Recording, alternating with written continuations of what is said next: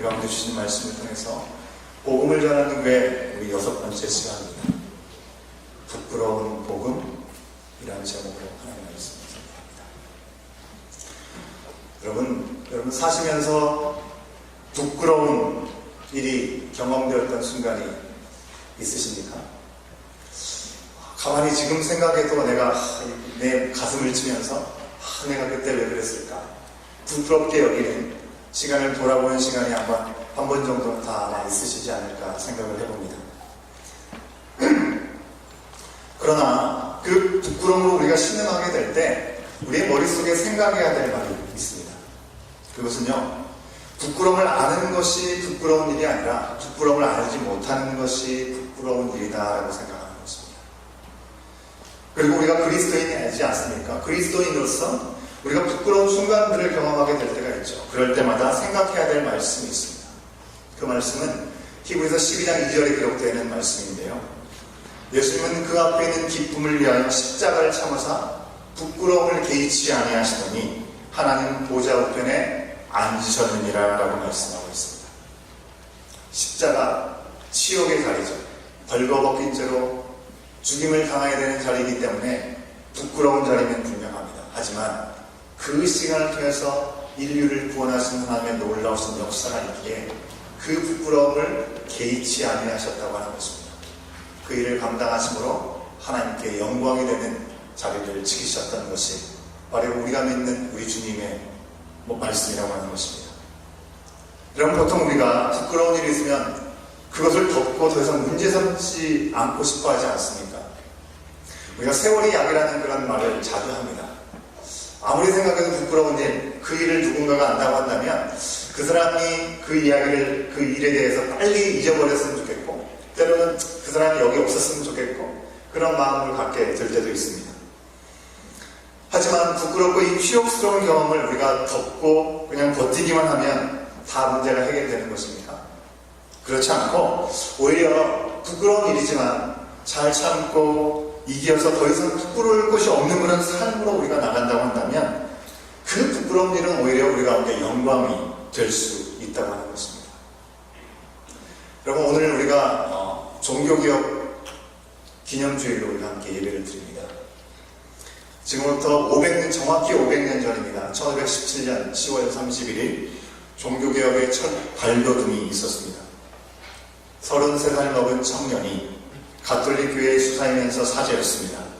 이름은 루터. 그가 당시 로마 가톨릭 교회의 부패하고 타락한 모습을 비판하면서 95개의 방방문을 교회 문 앞에 딱 붙였다고 하는 것입니다. 여러분, 당시 대 로마 가톨릭 교회에 문제가 많았습니다. 하지만 그 문제가 많은 데에는 여러 가지 역사적인 배경 가운데 있었던 일들이 있었음을 이것도 돌아볼 수 있게 되는데요. 14세기부터 10여 차례가 넘는 시간 가운데 몰아닥친 흑사병 때문에 정말 유럽에 너무나 많은 사람들이 죽어가게 되었습니다. 유럽이 초토화될 정도의 상황이 되었습니다. 특별히 1347년부터 3년 동안 아주 혹독한 이 차용을 했던 이 흑사병은요, 유럽 전체 인구의 3분의 1을 다 죽음으로 몰아갔던 사건이었다고 역사는 기록해주고 있습니다. 흑사병은 신이 준 저주와 같은 병이라고 이렇게 생각했고요. 그리고 전염이 되기 때문에 너무나 많은 사람들이 희생을 당하게 되었습니다. 그런데 이 시신을 수습하는 데 있어서는 아무나 일반 사람들이 할 수 있었던 것이 아니고 하나님께 부름을 받았던, 하나님의 일들을 대리했던 사제들이 그 일들을 감당했다고 하는 것입니다. 여러분, 무엇보다도 중세 유럽에서는 요람에서부터 무덤까지, 태어나서 죽을 때까지 교회가 그들의 삶을 책임지는 사회였다고 하는 것입니다. 그렇기 때문에 특별히 죽음의 시간에 이르게 되었을 때 아무나 그 일들을 감당하는 것이 아니라 사제들이 하나님의 부르심을 받은 사람들의 손에 의해서 그들의 마지막 순간까지 하나님 앞에 드려지게 되었다고 하는 것이죠. 사제들만이 그런 어려운 상황들을 수습해야 했기 때문에 전염병에 너무나 많은 사람들이 죽어가는 이 상황들을 수습하는데 이 사제들이 사용되었던 것이죠. 그러니 그들 또한 얼마나 많이 전염이 되었겠고 그들 또한 얼마나 많이 죽었을지 우리도 어렵지 않게 상상해 볼 수 있는 것입니다. 수많은 사람들, 수많은 사제들이 죽은 것도 문제였지만 엎친 데 덮친 격으로 이 가톨릭 교회, 거대해진 이 시스템을 운영하는데 절대적으로 필요했던 것들은 많은 사제들이 필요했던 것이죠. 그런데 이 사제들이 죽어감으로 공석이 되었을 때 이 자리를 채우기 위해서 아직 신학교육도 제대로 받지 못했던 사람들로 그 자리를 채웠던 것이 문제였다고 하는 것입니다. 교회는 이 자신들의 권위체계를 무너뜨리지 않게 하기 위해서 힘을 기울이느라고 카톨릭 교회는 전혀 자격이 없는 사람들을 일단 먼저 사제로 세운 것입니다. 그리고 나서 그들에게 신학교육을 시킨 것이죠. 여러분, 중세시대의 사제로서 우리 가운데 가장 잘 알려져 있는 종교개혁의 불씨가 되었던 마틴 루터 역시 마찬가지였습니다. 분명히 마틴 루터는 신학 박사였습니다.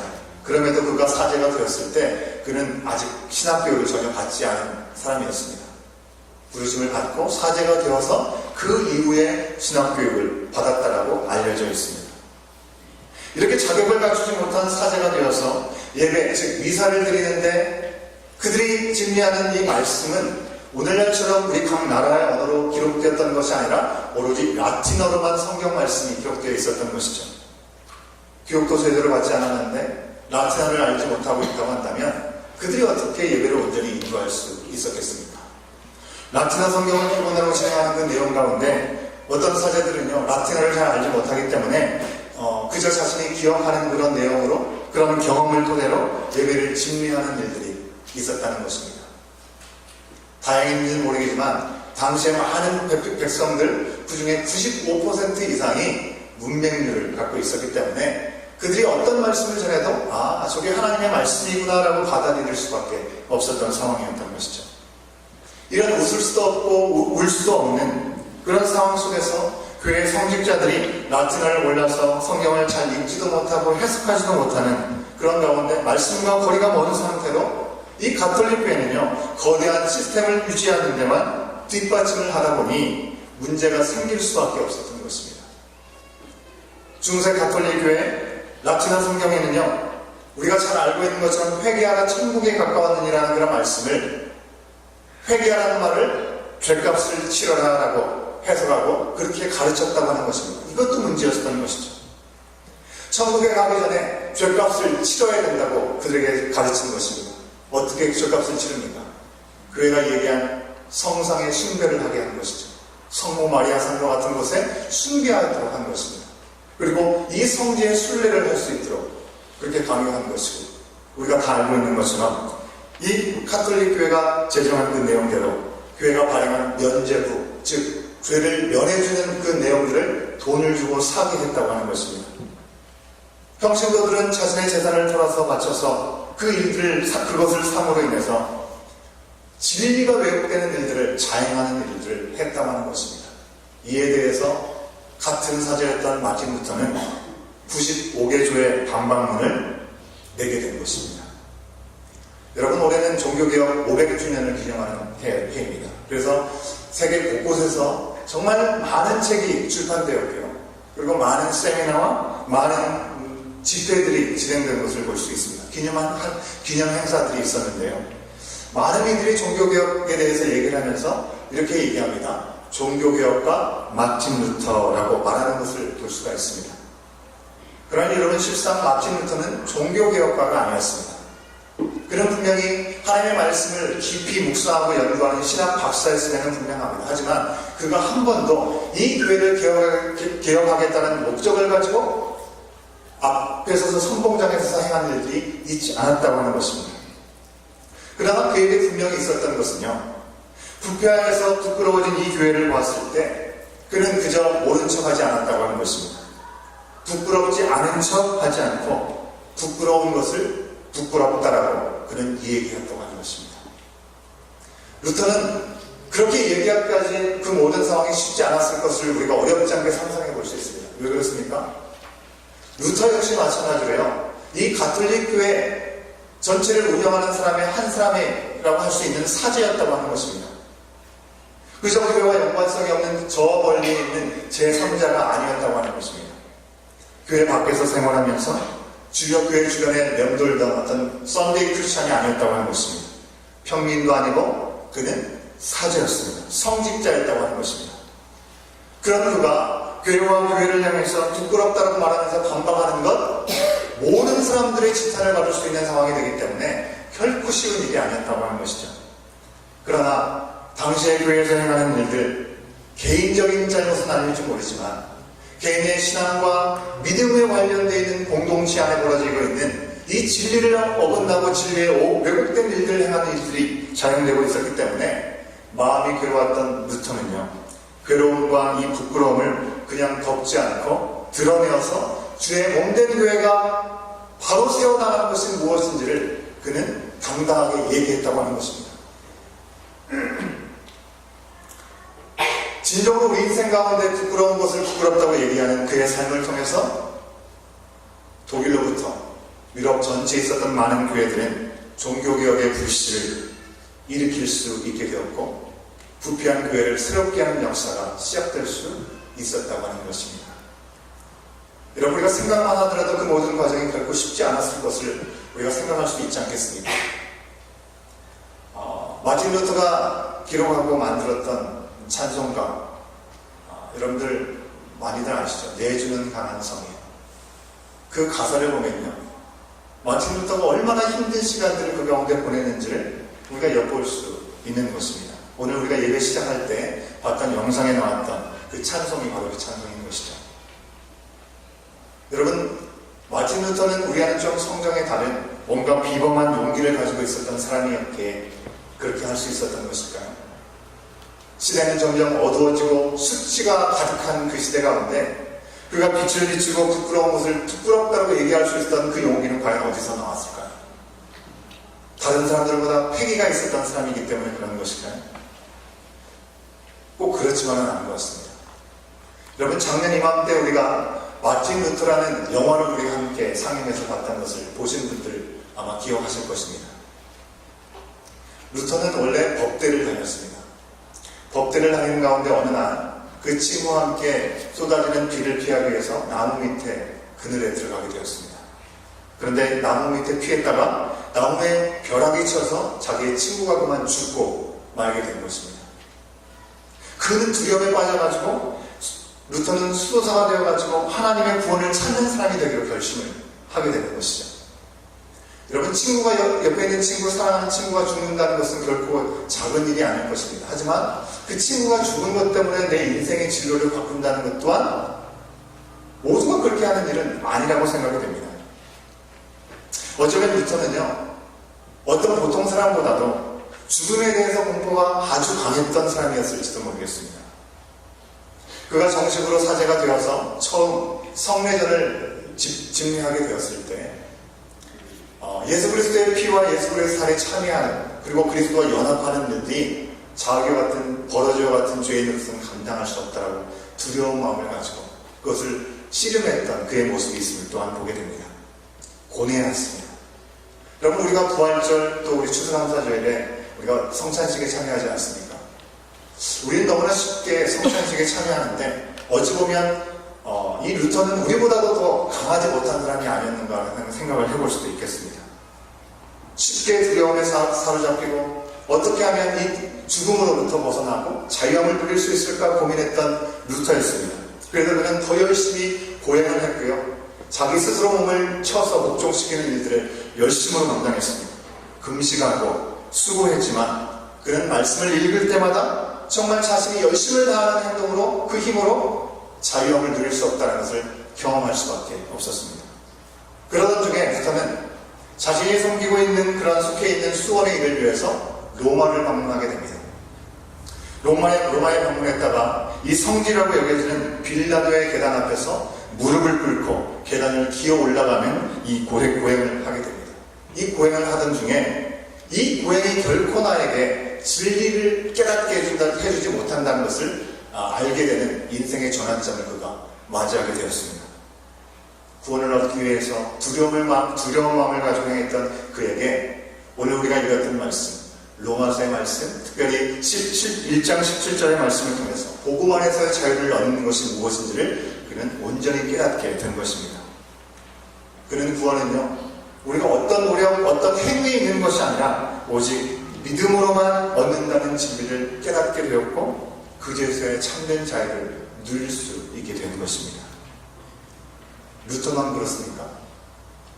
우리가 잘 알고 있는 성 어거스틴, 장로교의 시작이라고 알고 있는 존 칼빈, 또 존 스토트, 조지 휘필드, 그리고 존 웨슬로의 같은 믿음의 거장들, 그 모든 사람들도 하나같이 고백하는 것이 바로 로마서를 통해서 복음의 진리를 깨닫게 되었다라고 고백하고 있고, 그들이 다시는 주님으로부터 돌아서지 않고 오직 복음만을 자랑하는 삶을 살겠다라고 결단하였고, 믿음의 거장의 길을 그들 모두가 가게 되었음을 우리는 보게 되는 것입니다. 우리가 매주는 강한 성리와 찬송을 부르기도 하겠지만요, 이 4절 말씀에 보면 그렇게 고백하고 있습니다. 친척과 재물과 명예와 생명을 다 빼앗긴데도 진리는 살아서 그 나라 영원하리라. 그런 시를 루터는 기록하고 있습니다. 루터가 어떻게 이런 고백을 할 수 있었을까요?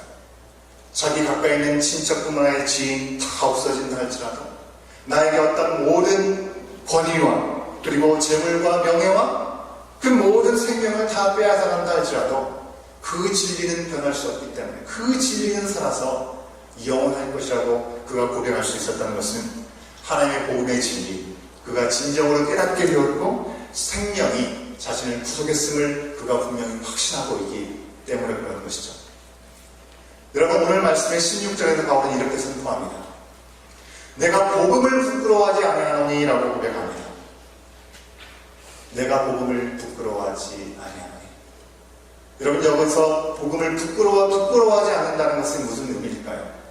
단순히 부끄러움을 참고 버틴다는 의미를 얘기하고 있는 것이 아닙니다. 이 말은 복음을 자랑한다는 것을 반어적으로 이렇게 표현하는 것입니다. 여러분, 지금 바울이 로마에 있는 그 로마 교회에 있는 성도들에게 편지를 쓰는 것이 로마서 아닙니까? 바울은 로마에 있는 교인들을 한 번도 만나본 적이 없습니다.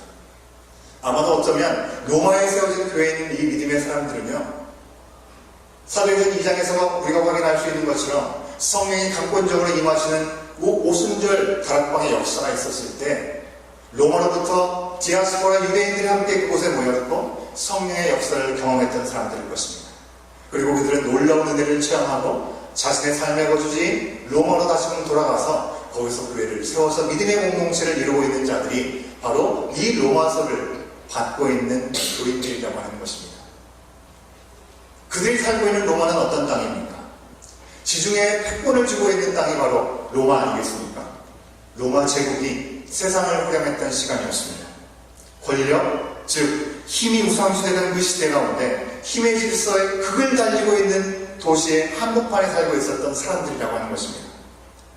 정치적인 권력, 로마에 있었지만 그들은 또한 헬라 제국의 사상, 철학들에 심취해 있던 사람들이었다고 하는 것입니다. 세상에 가장 잘 나간다고 생각하는 사람들이 모여 살고 있었던 로마에서 그들이 전해 들었던 복음은 어떤 것입니까? 복음을 들어라. 내가 복음을 부끄러워하지 아니하면서 너희들에게 자랑한다라고 얘기했던 그 복음은 어떤 복음이었습니까? 동네의 이름도 알지 못하는 조그마한 동네의 젊은 한 사람이 십자가에 달려 죽으셨다가 다시 살아나서 그 주님을 믿는 자마다 영원한 생명을 얻고 영원한 나라에 거하게 될 것이라는 그런 말씀을 듣게 되었을 때 로마에 살고 있는 많은 사람들이 그 이야기를 듣고 감동하고 또 거기에 공감하면서 반응했을까요? 그렇지 않은 상황이 더 많았을 것입니다.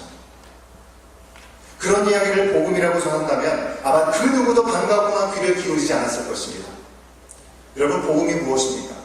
바울 사도가 얘기하고 있는 복음, 헬라어로 유한겔리온이라고 하는 말입니다. 당시에 통신이 발달되지 않았죠. 그리고 또 교통도 발달되지 않았습니다. 전쟁이 한번 일어나면 그 전쟁의 결과가 어떻게 되었는지 열심히 그 소식을 가지고 온 사람에 의해서 우리가 전쟁에서 이겼습니다. 우리가 많은 전리품을 얻게 되었습니다 라고 전해 듣는 것이 그들 가운데는 복음이었다고 하는 것입니다. 굿뉴스라고 하는 것이죠. 왜 그렇습니까? 그들 가운데 여전히 자유가 확되었고 만족을 누릴 수 있고 회복을 경험할 수 있는 은혜가 그들 가운데 주어지기 때문에 그렇습니다. 바울은요, 뭐라고 그들 가운데 복음을 전한 것입니까? 예수 그리스도께서 우리의 삶의 복음이 되셨다라고 복음을 있습니다. 영적인 세상의 싸움처럼 영적인 전쟁 가운데 예수 그리스도를 통해서 당신들은 죄의 노예가 되지 않고 죽음의 종이 되지 않고 참된 자유인의 삶을 누릴 수 있게 되었습니다. 그리고 영원한 생명과 하나님 나라를 전리품으로 얻게 되었습니다라고 담대하게 전했지만 그것을 그대로 듣고 기뻐하는 사람들이 얼마나 됐겠냐고 하는 것입니다. 죄에 빠져서 죄가 죄인지도 모르고 부끄러움을 부끄러움인지도 모르고 있는 그 사람들은요, 복음을 복음으로 듣지 않았습니다. 어리석고 시시한 이야기로만 들었다고 하는 것입니다. 그러게 이 복음을 복음으로 믿는 사람들만이 살게 되고 의롭게 여김을 받게 될 것이라고 바울 사도는 고백하고 있는 것이죠.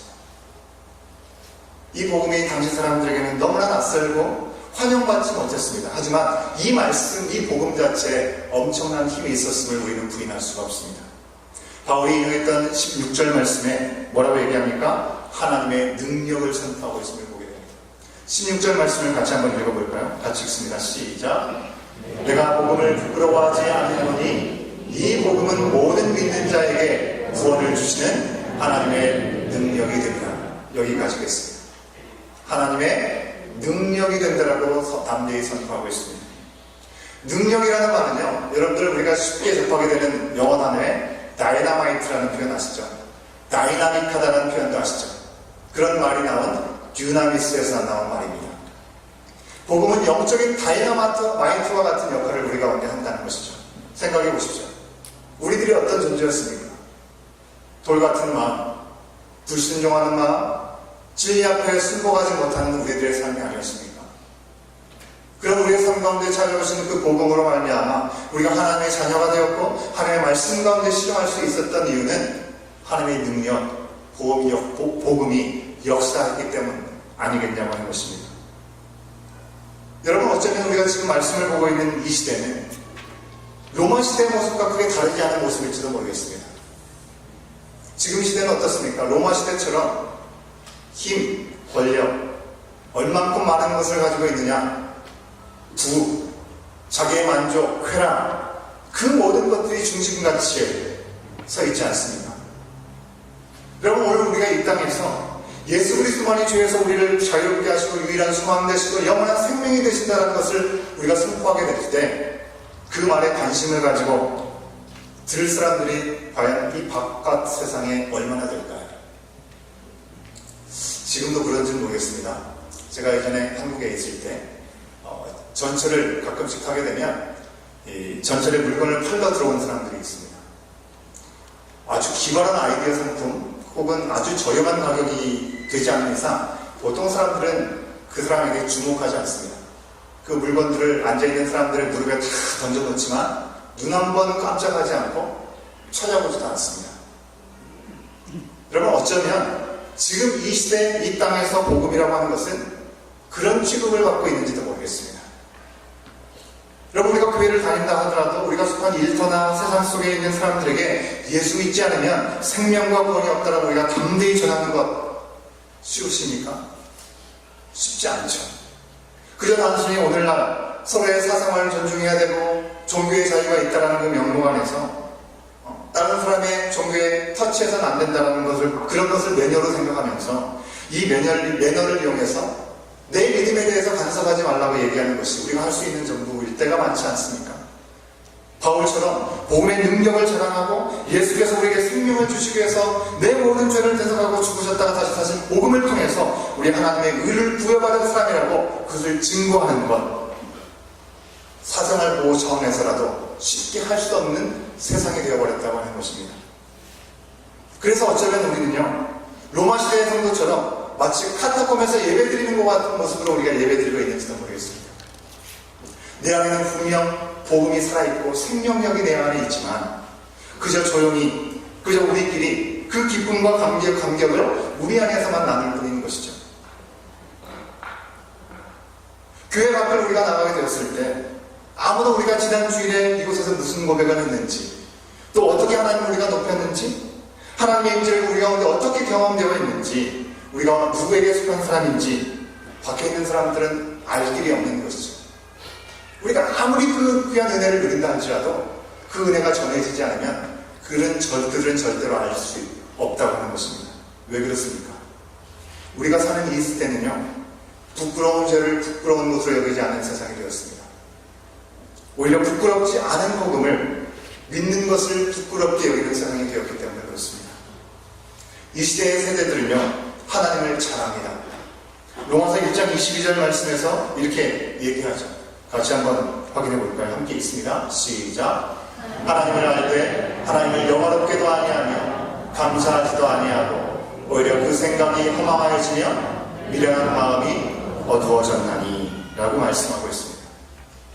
하나님은 부끄러운 줄 여기지 않는 그들에게 이 부끄러운 욕심을 갖도록 그냥 내버려 두셨다고 말씀하고 있습니다. 26절 말씀을 제가 읽어드리겠습니다. 이 때문에는 하나님께서 그들을 부끄러운 욕심에 내버려 두셨으니 곧 그들의 여자들도 순리대로 쓸 것을 바꾸어 영리로 쓰며 라고 말씀하고 있는데, 여러분, 우리가 읽지 않았지만 26절부터 32절까지 말씀은요, 복음을 부끄러워하고 그저 자기의 정욕대로 사는 것을 부끄러워하지 않는 사람들에게 임하게 될 화가 무엇인지, 그들에게 임할 그런 사형에 해당되는 죄가 어떤 것들인지 우리 가운데 낱낱이 알려주고 있다고 하는 것입니다. 그것이 무엇입니까? 제가 한번 읽어드릴게요. 27절부터 읽어드립니다. 그와 같이 남자들로 순리대로 여자 쓰기를 버리고 서로 향하여 음욕이 불릴 듯하며 남자가 남자와 더불어 부끄러운 일을 행하여 그들의 그릇 때문에 상당한 보험을 그들 자신이 받았느니라. 동성애를 얘기하고 있는 거겠죠. 또한 그들이 마음에 하나님 두기를 싫어하며 하나님께서 그들을 그 성실한 마음대로 내버려 두사 합당하지 못한 일을 하게 하셨으니 곧 모든 불의, 주와 탐욕, 악의가 가득한 자요, 시기, 살인, 분쟁, 사기, 악독이 가득한 자요, 수근수근하는 자요, 비방하는 자요, 하나님께서 미워하시는 자요, 능욕하는 자요, 교만한 자요, 차량하는 자요, 악을 도모하는 자요, 부모를 거역하는 자요, 우매하는 자요, 배약하는 자요, 무정한 자요, 무자비한 자나 그들이 이 같은 일을 행하는 자는 사형에 해당한다고 하나님께서 정하심을 알고도 자기들만 행할 뿐 아니라 또한 그런 일을 행하는 자들을 옳다 하느니라 말씀하고 있습니다. 무엇이 잘못됐는지를 알면서도 그것이 옳은 일이다라고 방종하는 일들을 오늘 살아가는 우리의 사회의 모습이 아닙니까? 거의 2000년 전의 시대에 대한 이야기가 마치 오늘의 이야기와 다르지 않다라는 생각은 저만이 가는 생각이 아닐 것입니다. 이와 같은 시대를 살아가는 우리는 바울처럼 영적인 다이너마이트인 복음을 가지고 이 악한 죄와 굳은 마음을 제거하시는 성령의 권능으로 이 땅을 향해 나아가라고 종교개혁주의를 맞이하는 오늘 우리에게 하나님은 말씀하여 주고 있는 것입니다. 타락한 세대에 세속화되어 있는 변질되고 있는 교회를 우리는 부끄러워하고 오직 복음을 부끄러워하지 않고 타락하고 변질되었던 나, 또 이미 상하고 부패하여 죽었던 나를 살리신 놀라운 복음의 능력, 그 능력이 이 세대, 이 땅 가운데 바울이 얘기했던 것처럼 복음을 자랑스럽게 여기면서 그 능력을 믿고 내가 복음을 부끄러워하지 아니하노라 외칠 수 있는 우리들의 고백이 되어야 될 줄 믿습니다. 한번 따라해 보시겠습니까? 복음을 부끄러워하지 맙시다. 복음을 부끄러워하지 않는 것, 이것은요, 내가 어느 자리에 있든지 복음을 알지 못한 자에게 정말 너무나 중요한 복된 소식을 전하지 않고는 견딜 수 없는 주님의 마음을 갖는 것을 말씀하고 있는 것이죠. 그 마음이 우리 가운데 필요하다고 하는 것입니다.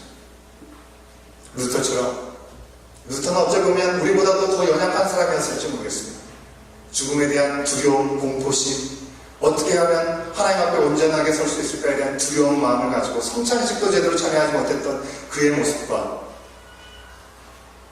그럼에도 불구하고 그런 모습들이 말씀 안에서 회복되는 시간을 통해서 가정과 교회와 일터 어떤 지역에서든지 영적인 다이너마이트와 같은 놀라운 역사에 쓰임받았던 그 루트의 삶이 우리의 삶 가운데도 동일하게 역사될 수 있기를 구할 수 있는 저의 여러분, 우리의 모습이 되어야 될 줄 믿습니다.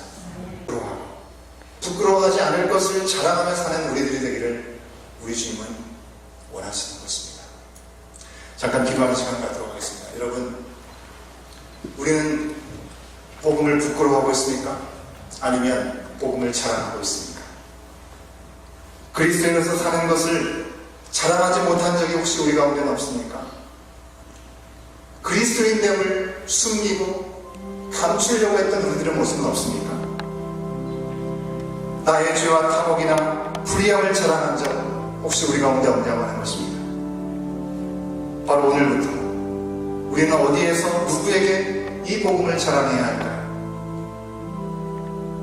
우리의 신앙이 날마다 새롭게 개혁되고 주님 앞에 온전하게 서기를 원하시는 주님의 마음으로 복음을 부끄러워하지 아니하는 마음 가지고 모든 믿는 자에게 구원을 주시는 하나님의 능력이 되심을 의심치 않고 선하신 역사 앞에 쓰임받는 우리가 될 수 있도록 인도해달라고 우리가 잠깐이지만 이 시간 우리 자신을 주 앞에 드리면서 함께 기도하는 시간 갖겠습니다. 기도하시겠습니다. 아버지 하나님, 이 시간 주 앞에 온전히 모든 시간을 맡겨드립니다. 성령 하나님, 바울이 고백했던 것처럼 복음을 부끄러워하지 않는 우리의 삶이 되게 하여 주시고 우리의 삶에 찾아오셔서 영적인 능력으로 다가오시는 하나님 아버지, 그 역사가 바로 이 마지막 때 점점점 어두워지고 점점점 수치스러워지는 이 세상 가운데 주장될 수 있도록 주의 인도하여 주시옵소서.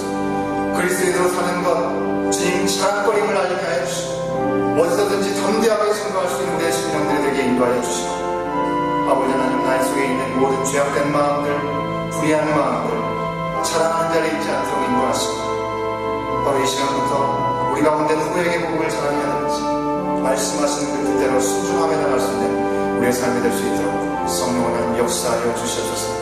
이끌어 주시옵소서. 이 모든 시간이 하나님의 은혜 가운데 있음을